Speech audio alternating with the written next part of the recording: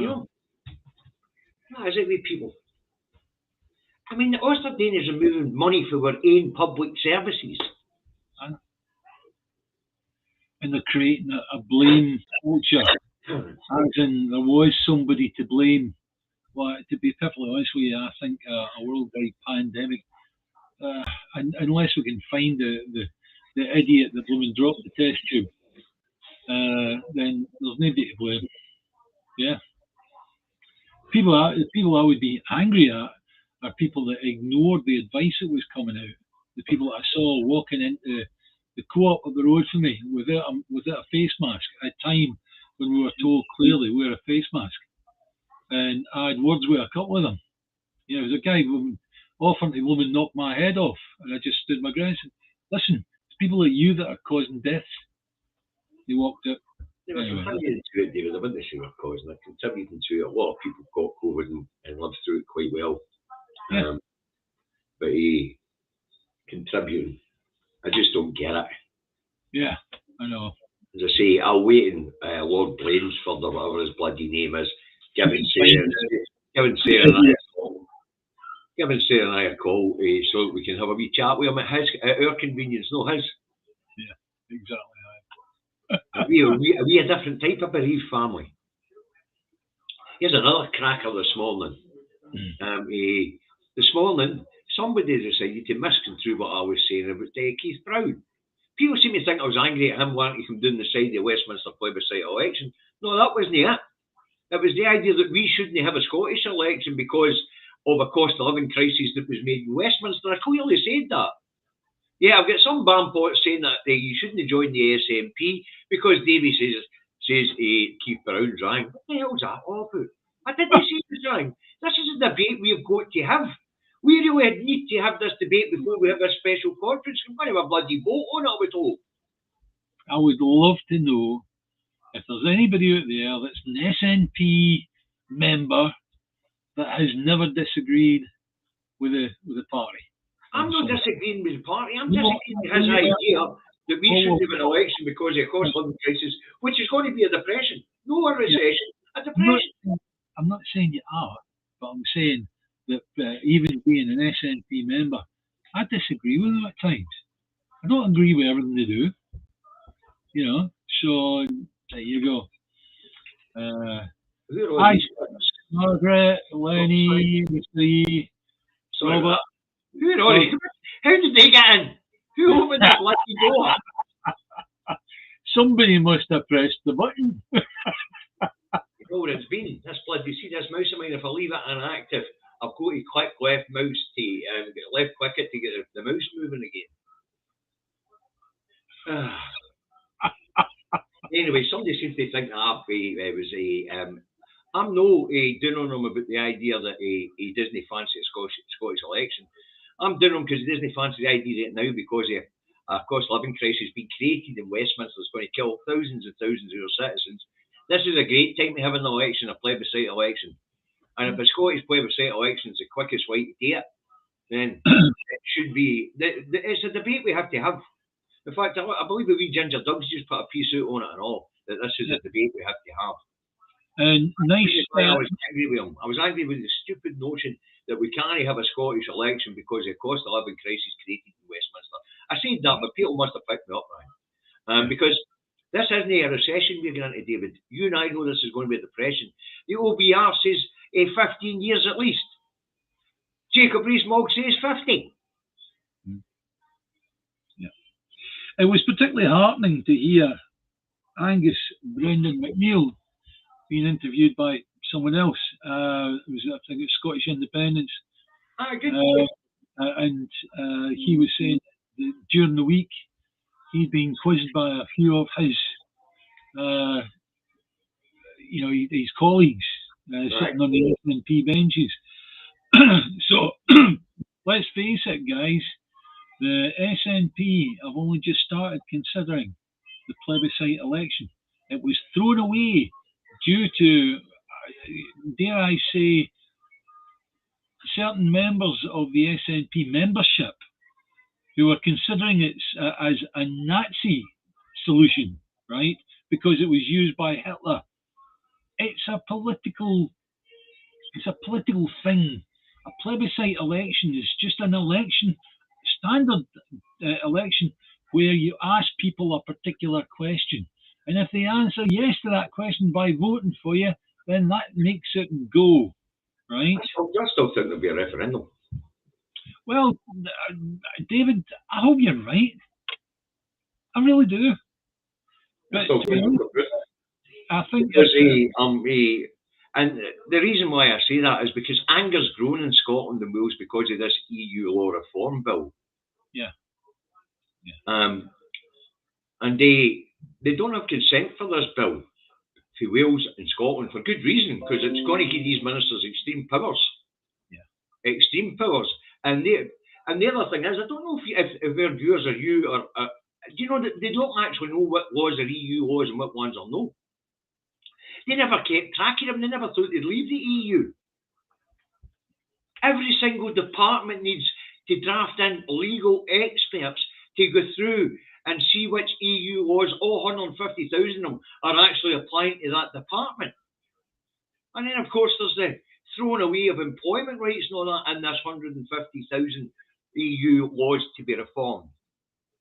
And so people have got the cheek to argue about £215,000 spent on a legal action by the SNP in the Supreme Court. Generally, people are not aware of these things, but it's going to give ministers in Westminster overreaching powers over the Scottish, Welsh and Northern Irish parliaments. Yeah. In almost all areas, department by department. Yeah. And legislation which the Scottish Parliament may have enacted in a guidance of EU law could well be scrapped and all. Just to clarify, beforehand, the House of Commons had the SI, the statutory instrument, where they could actually bring in new bills or amend them slightly, right? But now these new powers means that they can go, I don't like that bill, right? They can literally wipe it out. And but they've been using the statutory instrument for now a few years. Aye, Theresa May gave themselves that power. Theresa May gave herself that power. The Henry VIII powers they call. Yeah, the one that I noticed it on was the Human Rights Act, where they'd taken out Section 28 of free speech. Aye, I remember. We had a discussion on that show. That had been removed. That had definitely been removed. It'd just been like deleted, delete key. That's it, right? I feel like for democracy came in and the lighter wasn't clicking. But there's all sorts of things going on that people really need to be more aware of instead of looking at daft things. You know, this is fascism full blown. Yeah. You know. But to the thing about me telling off Keith Brown this morning, it wasn't about him preparing the idea of a Westminster plebiscite election. It was about him preparing the idea. It was about him saying we can't have an election now because of the cost of living crisis, which is going to be a depression. We need to get moving. People are going to die. That's right. And I've always been a gradualist, but even I'm looking at this and saying, no, the people won't be able to take this pain. Good question to throw to the panel here, right? Does a fascist actually know they're a fascist? You know, if you look at the people that are involved, and you can definitely say, oh, you're a fascist, son, or you're a fascist there, right? Do they actually know that they're a fascist? Do they think they're just acting on the people's best behalf, not realising that what they're actually doing is creating a fascist parliament? Let me address this one from Margaret. Can't the Scottish Government pass bills to override changes from Westminster? No, they can't. No. But in short, the 1998 Scotland Act, actually in the 2016 Scotland Act, incorporate EU law into the Scotland Acts. You know, it's nuts. What you've got to realise at the moment is that as Angus Brent McNeil was saying, when Tony Blair set up the Scottish Parliament, he likened it to a council, a local council. And effectively at this moment in time, because of their inability to enact any bills going forward that make any difference, effectively, that's what we've got. Think about this, David. When we talk about the Scottish Parliament, it doesn't even have the power of a local council. A local council can borrow. That's right. Scottish Government can't, really. Really, yeah. They can borrow off of Westminster, but have to pay their own money back to them. Yeah. I think it's $2.5 billion for infrastructure. Yeah. But, not a good position we're in at the moment. Northern Ireland, before you come in, and the Northern Irish, before I cut that bloody thing by mistake, we were talking about Northern Ireland Secretary having to tell people in Northern Ireland when the next election was, and the DUP getting after their chump. But when you get right down here, the DUP are obstructing a democracy in Northern Ireland because the people in Northern Ireland voted unanimously for pro-EU parties. They voted to sign the EU, and they voted for parties that are in favour of the protocol. Yeah. Basically, unionists in Northern Ireland are holding them to ransom, and unionists in Scotland are holding us to ransom by no right. Democracy. The other thing that's bill, which is the formation of the Northern Ireland Executive, is that they're going to make it whereby if the Parliament's closed due to the circumstance that they're in right now, the MLAs are not going to get paid. Now that's unfair on a lot of the MLAs who do want it to be open, do want to be carrying out the work for the people in Northern Ireland. But I think it's pointed at the DUP, and the fact of the matter is they couldn't just target the DUP without targeting everybody else. So unfortunately, that's the sort of thing that they're coming up with, that the Westminster are coming up with, that the British establishment are coming up with. But the date was the 20th of January, penciled in for the election, and I don't know whether that bill is going to come back for its final reading before that election is put in place. But I would imagine they could actually just put the election in place anyway. There's nothing to stop them. No, but as I say, I mean, you get right, don't you? The term unionist is becoming very, very toxic. Yeah. Especially when it comes to denying democracy. Yeah. That is fascism. Colonialism, imperialism, call it what you want.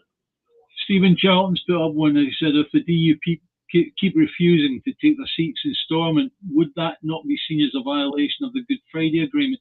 Do you know something? The Good Friday Agreement had in place that there had to be two, a First Minister and a Deputy First Minister, and it was a power sharing arrangement, right?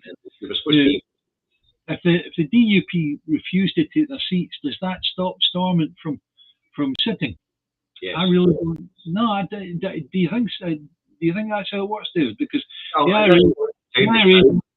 IRA don't take their seats in Westminster, and no, the IRA, the IRA, not the IRA. What's the name of the party? Sinn Féin, Jesus Christ. That's right. Now, they don't take their seats in the Westminster Parliament. That doesn't make any difference. That doesn't stop Westminster from operating. Yeah. Aye. No, what I mean is, no, they can't. They can't. First, they need to elect a speaker. They can't do that. Yeah. They can't. The Good Friday Agreement says that they must have a power share the executive way. First Minister, Deputy First Minister, the names are just convenient. They are of equal power. They're supposed to be the leaders of their communities, and the Parliament doesn't work without them. But what steps could be taken to counter that? Well, the Electoral Commission could just dissolve them just ban them as a political party. Yeah. But they would just form as something else. Or flock to one of the other banners, you know. Yeah. Mr. E says, "Are you born in a prison, and that's all the world you know? Do you realise you're an inmate?" Good question. Good question. We were obviously born in a prison, and we didn't know we were inmates. Yeah. That's how serious this is. I've stayed all I want to see on it, so I just get depressed again. Evelyn, you haven't got your days of the week joined up. It's like somebody took out the magic button and pressed it.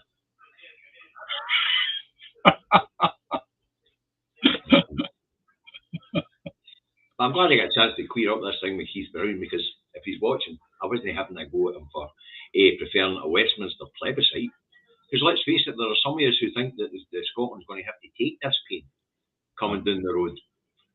I personally, I love Keith Brown. The reason I love him is because I don't have a beef with him. As I say, he was transport minister at the time they were putting the M74 extension, and he took easily an hour and a half off my driving day as I came back to England, because at one time I had to go the M8 and I had no choice. Now I go the M74 extension, but if I had that at the wrong time, I had an extra 3 hours. But as I say, I don't have a beef with Keith. It was his throwaway statement that we couldn't have an election anew because of the cost of living crisis created in Westminster. And you know, I've never really been a let's get this done right now. I've always been the let's do this legally and let's tick all the boxes, make sure the international community can see that we've been denied our freedoms, and give them a chance to exert a wee bit of pressure on Westminster. But with this cost of living crisis coming, and this isn't a short-term thing. No. This isn't going to sort itself out quickly. I mean, if you take the energy market, it's got nothing to do with Ukraine. Yeah. That's profiteering. Plain and simple. Same and all with the oil prices. The oil companies know we're making a transition, so they're taking as much as they can get. They're slowing the flow, then they're speeding up the flow, and they're slowing the flow, and they're speeding up the flow. I mean, this is just rampant profiteering, but this isn't a short-term hit in the UK. You know, the OBR are talking about 15 years to get back to where we were leaving the European Union. Pie in the sky crap. Paul McMillan.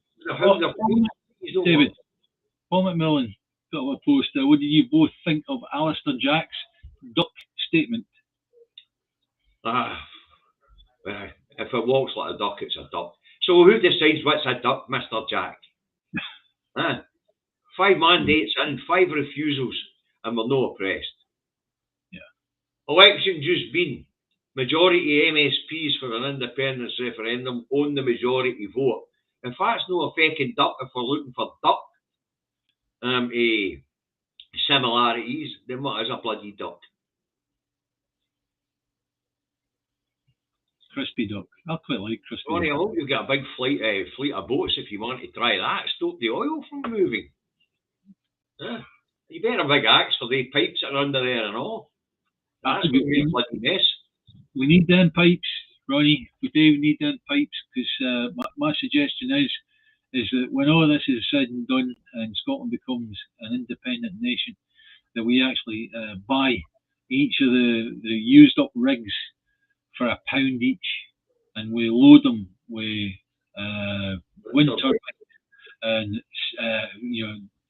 deep water turbines, and we use the pipes that go back to Scotland, pull in great big power cables, and that means we can get the power back to the mainland. So don't cut the pipes, please. Ever the practical, ever the engineer. Do you want to know my idea? What's interesting about that, David? What they're actually trying to do with that, what Alistair was trying to say with that statement really was, this is still a voluntary union. Honestly, Joe, I haven't sold my countrymen out. Yeah. Okay. Can I just tell you where that idea of putting the cables down the pipes that were used for something else comes from? It's very simple. But back when Mercury, if any of you know that name. It became Cable and Wireless, I believe, right? They were looking to dig up the streets of London to connect up the square mile with fibre optic cables and all the rest of it, right? And it was going to cost several fortunes. You know, I mean, seriously, we're talking like a depression of a fortune. So they found all these tubes that were used by the big shops way back in the day, Victorian times. It was a vacuum system. And what they used to do was they used to make up a receipt, put it inside this little bullet, put it in, it would go, and away it would go, right? And they found that still intact, all these brass pipes or whatever they were. And they were filled with wax. And what they did was they just ran a chemical into them, burned all the wax out. And then what they did was they blew fibre into it, which is you take a fibre, a thin fibre, and you put a little balloon on the end of it, a little parachute on the end of it, and you suck from one end and blow from the other, and that pulls the cable through. And that must have made them fascinating stuff. But I'm trying to propose the same idea. I think you're mansplaining shit here, David. Come on. You know, you're mansplaining stuff here. You know, we're quite an intelligent audience. We work out to shove something through a pipe. We've got hoosies full of conduit. Wow. No more mansplaining. That's against the rules. All right, okay. Mental. Can we use Scottish law to ensure that all parties are raised? I don't know. I really don't. I don't know what whether it would be within the devolved Parliament's powers. Elections are fully devolved. I don't know if everything that goes with it is as well. Aye, okay.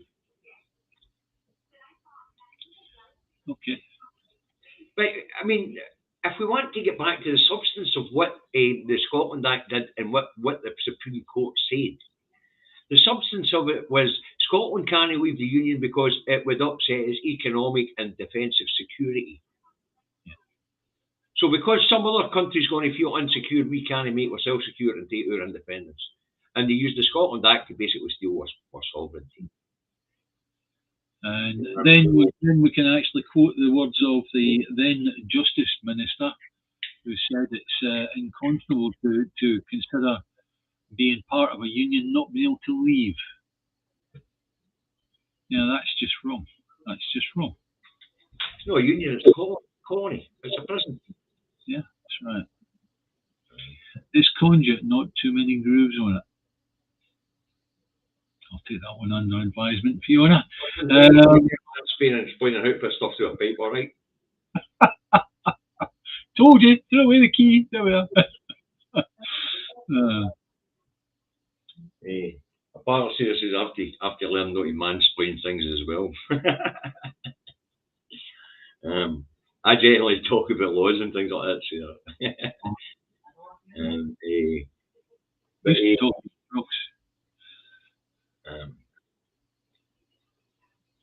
But anyway, big stories in Scotland today. I can't tell you, otherwise I don't have a programme tomorrow morning.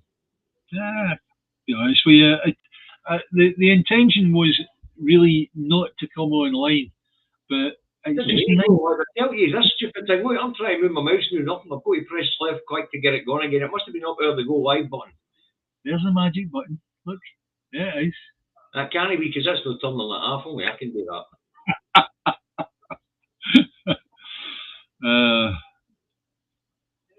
Can we not use Scottish law to ensure that all parties are registered in Scotland?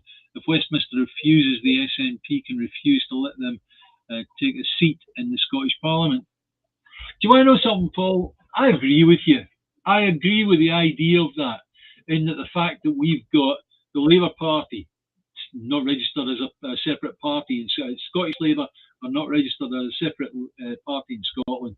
So as far as I'm concerned, they shouldn't be sitting in the Holyrood. It's simple as that, you know. Neither are the Conservatives, the Scottish Conservatives. They're not a separate parliament, a separate party, you know.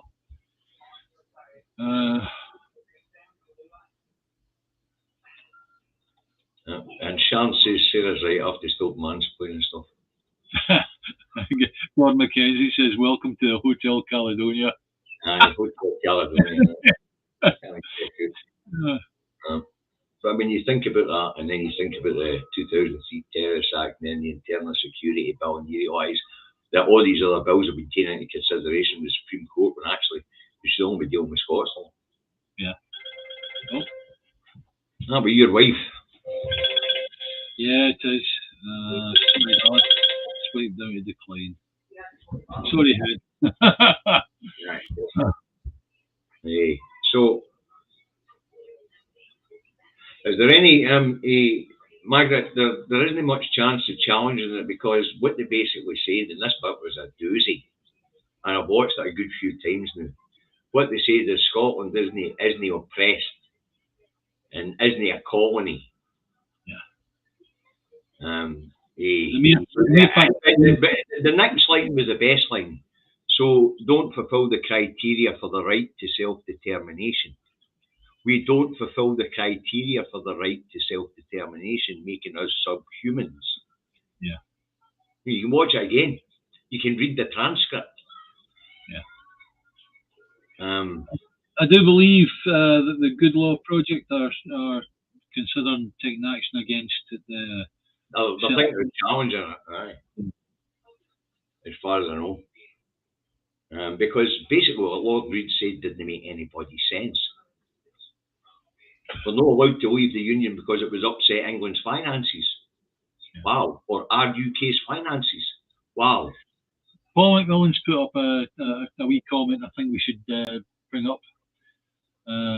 Saw an SNP MP, can't remember who, saying they may plan to use Article 46 of the Scotland Act, no First Minister, as a way to have an election. Well, in actual fact, that's now been propounded by quite a number of people.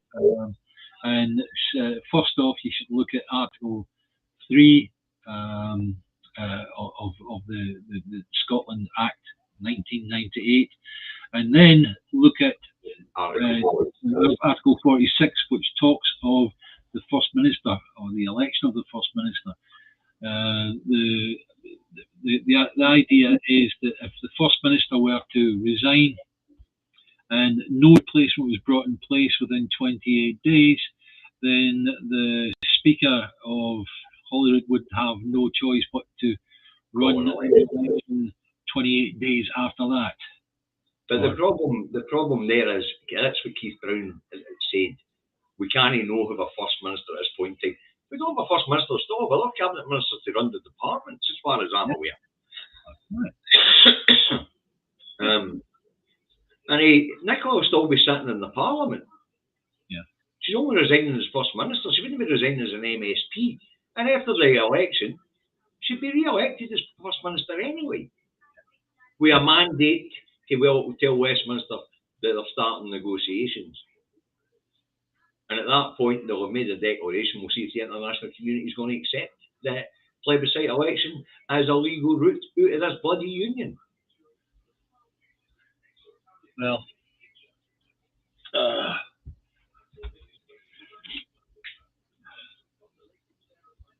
that's a fair one. Raymond Goldie says Norway simply did not show up in the Danish Parliament.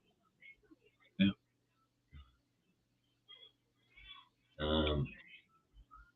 So, anyway, it's an accident. We're not supposed to be on this mouse I've got, folks. If I want to move the mouse, if I want to move the aerial about the screen and I haven't touched the mouse for a couple of minutes, I've got to press the left click button, and it must have been up there, the go live button. So this is a broadcast. Can I tell you, the only warning I get is I see the letters or the numbers 3, 2, 1 and the space between Davey and I, right? And that tells me we're going live. That's if you're paying attention enough to see it, you bam.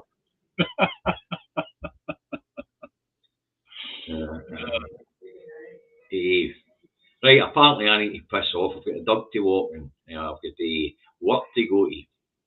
Right. Okay. So, you're early? I'm early, aye. Aye, you've been in the route all day. I have, sorry, aye. Need to get her battery checked. I think she's gone a bit wonky. She's been in the route all day. Expecting me at her work at 1 o'clock when she didn't finish at 2. She's been like that all afternoon. I had my dinner an hour earlier. No, I'm going, I'm going to get my dinner at 3:30 in the afternoon. Fuck. No, mental. Hey, but I knew, is that me mansplaining how it works? No, we're referring to Section 3 and Section 46 of the Scotland Act. We're assuming that most people haven't read it. Whereas David and I spent the weekend reading it.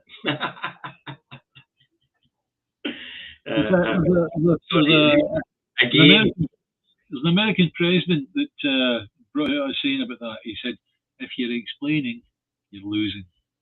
Aye, suppose so. I guess that's why that's why populism is winning out. That's right. Hey, people vote on jingles these days to get Brexit done. Never mind the experts. Jesus Christ. Goldfish Society, right enough. It's all right, you don't need to go anywhere now. Hey, and I better move my mouse away for that button. Because the wife's been out for is an hour out today. We thought it was 5:30 in the evening. I don't start at 6. Right, okay. So what we're going to say now? Bye, Davey. Bye, David. Bye, people.